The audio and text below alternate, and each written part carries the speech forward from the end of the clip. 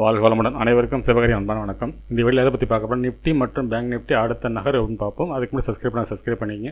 Video video பிடிச்சி like பண்ணுங்கள், share பண்ணுங்கள், கமெண்ட் பண்ணுங்கள். உடனுக்குடன் அப்டேட்டுக்கு டெலகிராம் லிங்க் டிஸ்கிரிப்ஷனுக்கு ஜாயின் பண்ணிங்க. சரி, வாங்க வீடியோக்குள்ளே போவோம். ஃபஸ்ட்டு நம்ம என்ன சொல்லியிருந்தோம் நடந்து பார்ப்போம். நம்ம என்ன சொல்லியிருந்தோம், நிஃப்டியை பொறுத்தளவுக்கு இந்த ஃபஸ்ட்டு ரெசிஸ்டன்ஸுங்கிறது ஒரு ஸ்ட்ராங் ரெசிஸ்டன்ஸாக இருக்கும். அப்புறம் ஃபஸ்ட்டு சப்போர்ட்டுங்க ஸ்ட்ராங்காக இருக்கும். ஃபஸ்ட்டு சப்போர்ட்டில் மார்க்கெட் சப்போர்ட் எடுத்தால் மார்க்கெட் வெரி புல்லிஷாக போக வாய்ப்பு அப்படின்னு சொல்லியிருந்தோம். ஆனால் ஃபஸ்ட்டு ரெசிஸ்டன்ஸ் பிரேக் பண்ணணும் அப்படின்னு சொல்லியிருந்தோம். ஆனால் பார்த்திங்கன்னா இந்த ஃபஸ்ட் ரெசிஸ்டன்ஸ் ஏரியாக்குள்ளே தான் மார்க்கெட் சைட்வேஸ் ஃபுல்லாகவே மார்க்கெட் வந்து இங்கேருந்து ஒருத்தரம் போயிட்டாங்க, அதுக்கப்புறம் தாண்டவே முடியல. ஆனால் இந்த ஃபஸ்ட்டு தாண்டினாங்க, செகண்ட் வரைக்கும் ரொம்ப ஈஸியாக போகும் அப்படின்னு சொல்லியிருந்தோம். ஆனால் இந்த இடத்த விட்டு மார்க்கெட் நகரவே முடியல, ஃபுல் சைட்வேஸ்லேயே முடிச்சுட்டாங்க. சரி, ஓகே. பேங்க் நிஃப்டி என்ன சொல்லியிருந்தேன்னு பார்ப்போம். ஃப்ரெண்ட்ஸ், பேங்க் நிஃப்டியை பார்த்தீங்கன்னா சொல்லியிருந்தா ஃபஸ்ட்டு சப்போர்ட்டுங்க ஸ்ட்ராங் சப்போர்ட்டு. இதில் சப்போர்ட் எடுத்துன்னா மார்க்கெட் புல்லிஷாக போக வாய்ப்பு இருக்கும். மார்க்கெட்டை பொறுத்தளவுக்கு இந்த ஃபஸ்ட்டு சப்போர்ட்டை பிரேக் பண்ணாலே மார்க்கெட்டை பொறுத்தளவுக்கு இந்த செகண்ட்லேயும் தேர்ட் வரைக்குமே ஈஸியாக போயிடுங்க சொல்லியிருந்தோம் நம்ம. ஆனால் பார்த்தீங்கன்னா இந்த ரேஞ்சுக்குள்ளே போக முடியல. இந்த ரேஞ்சுக்குள்ளே போகிறப்ப மார்க்கெட் வந்து நிஃப்டி ஃபுல் சைட்வேஸில் போனதுனால மார்க்கெட் வந்து இந்த ரேஞ்ச் தொட முடியல. ஆனால் கிட்டத்தட்ட ரீச் ஆகிட்டு இன்னும் கொஞ்சம் தான். அதாவது நம்ம 836 கொடுத்துருந்தோம். இதில் ஹை பார்த்தோம்னா 807 கிட்டத்தட்ட ஒரு 30 பாயிண்ட்ஸ் மட்டும்தான் டச் பண்ணல. பாக்கி நம்ம சொன்ன இடத்துல ரீச் ஆகிடுச்சு. பேங்க் நிஃப்டியை பொறுத்தளவுக்கு நம்ம சொன்னபடியே கிளியராகவே ரீச் ஆகிடுச்சு. ஆனால் என்ன மார்க்கெட் வந்து ஃபஸ்ட்லேயே கொடுக்குறாங்க, அதுக்கப்புறம் ஃபுல் சைட்வேஸில் தான் கொஞ்சம் நாளாகவே மார்க்கெட் இருக்குது. சரி, ஓகே. சென்செக்ஸ் நான் சொல்லியிருந்தேன்னு பார்ப்போம்.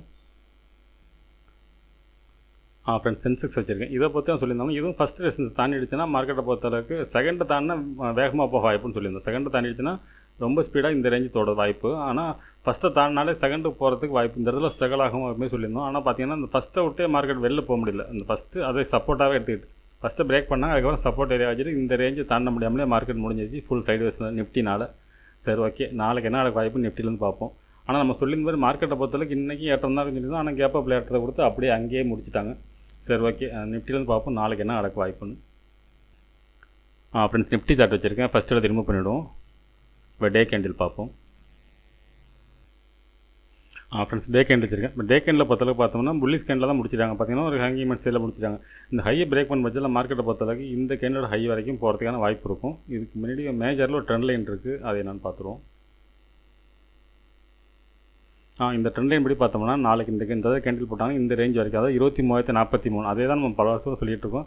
இந்த கேண்டில் தான் strong support strong resistance area. இதை பிரேக் பண்ணி மார்க்கெட் ஒரு சின்ன டவுன் இருக்கிறது வாய்ப்பு இருக்குது. இதை தொட்டால் மார்க்கெட்டில் ஒரு செல்லிங் இருக்கிறதுக்கான வாய்ப்பு அதிகம் ஃப்ரெண்ட்ஸ். ஆனால் என்னோட பாயிண்ட் ஆஃப் வியூவில் 23,050 ரீச் ஆகிறதுக்கான வாய்ப்பு ரொம்ப அதிகம் இந்த டே கேண்டில் செட்டப் படியும். சரி, ஓகே. 15 மினிட்ஸில் பார்ப்போம் நாளைக்கு என்ன நடக்க வாய்ப்புன்னு. ஃப்ரெண்ட்ஸ், 15 மினிட்ஸ் வச்சுருக்கோம். பார்த்தோம்னா ஃபஸ்ட் ரெசிஸ்டன்ஸ் பார்த்தோம்னா 22,940, அதான் இன்றைக்கி போன ஹை.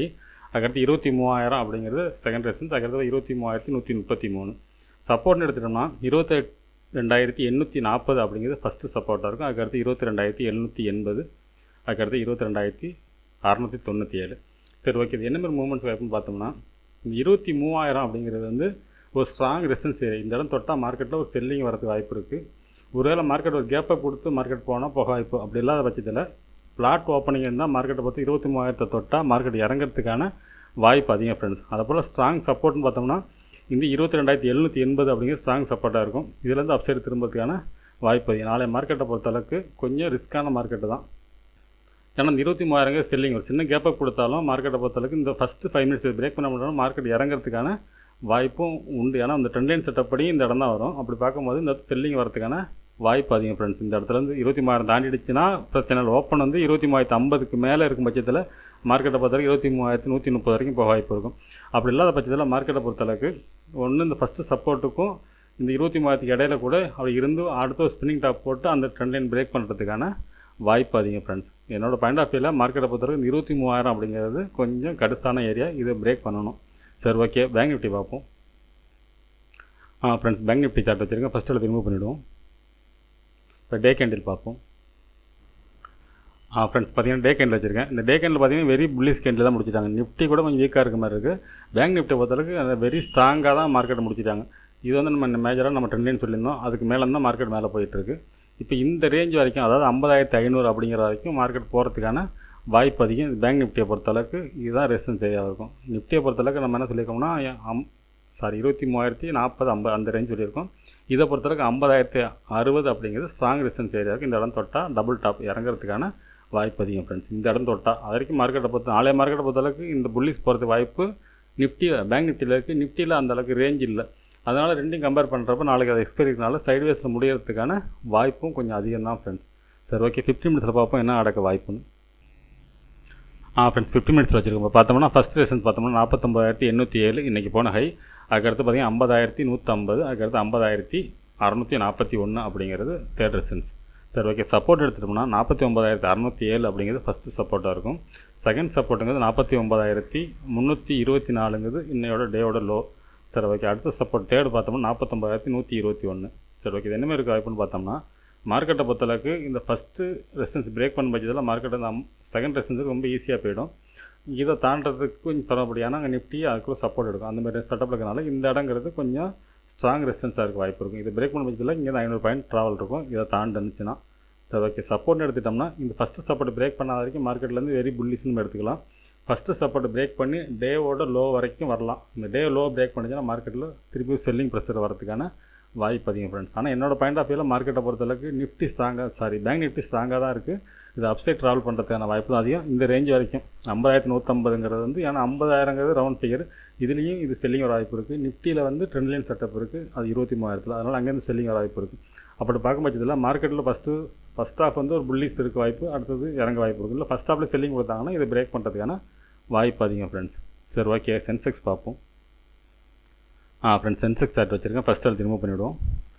இப்போ டே கேண்டில் பார்ப்போம்.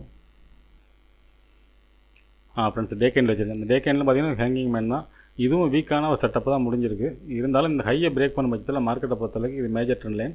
இந்த ரேஞ்ச் வரைக்கும் போகிறதுக்கான வாய்ப்பு. அடுத்த கேண்டில் போட்டு இந்த இடத்துல போட்டாங்கன்னா கிட்டத்தட்ட பார்த்தீங்கன்னா 76,000 அப்படிங்கிறது வந்து இதுக்கான செல்லிங் பாயிண்ட். இப்போ கிட்டத்தட்ட மூணுமே ஒரு செல்லிங் செட்டப் வர்றப்ப மார்க்கெட்டில் ஃபஸ்ட்டு ஒரு பையிங் இருக்கும். அதை தொட்டால் மார்க்கெட்டில் அடுத்த ஒரு செல்லிங் வரதுக்கான வாய்ப்பு அதிகம். First of buying, second of selling இருக்கிறதுக்கான வாய்ப்பு அதிகம் ஃப்ரெண்ட்ஸ். இதுதான் டே கேண்டில் சென்செக்ஸ் அதே ஸ்டைலில் தான் இருக்குது. சரி ஓகே, 15 மினிட்ஸில் பார்ப்போம் என்ன நடக்க வாய்ப்புன்னு. ஃப்ரெண்ட்ஸ் 15 மினிட்ஸ் வச்சுருக்கோம். இப்போ பார்த்தோம்னா ஃபஸ்ட் ரெசன்ஸ் பண்ணோம்னா நீங்கள் ஹை தான் 75,568 அப்படிங்கிறது ஃபஸ்ட் ரெசன்ஸாக இருக்கும். அதுக்கடுத்து பார்த்தீங்கன்னா 75,800 செகண்ட் ரெசன்ஸ், 76,091 தேர்ட் ரெசன்ஸ்.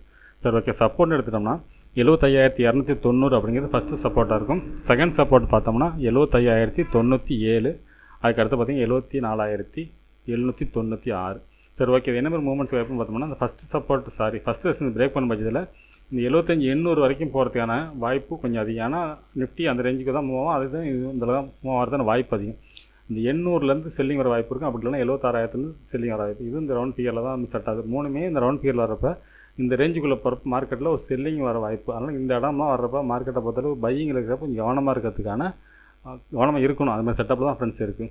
அதுபோல் ஸ்ட்ராங் சப்போர்ட்னு பார்த்தோம்னா இந்த 75,290 பிரேக் பண்ணாத வரைக்கும் மார்க்கெட் வந்து அப்சைடு இந்த ரேஞ்ச் வரைக்கும் போகிறது வாய்ப்பு இருக்கும். இந்த சப்போர்ட் எடுத்தானா இந்த ரேஞ்ச் வரைக்கும் போகிறது வாய்ப்பு இருக்கும்.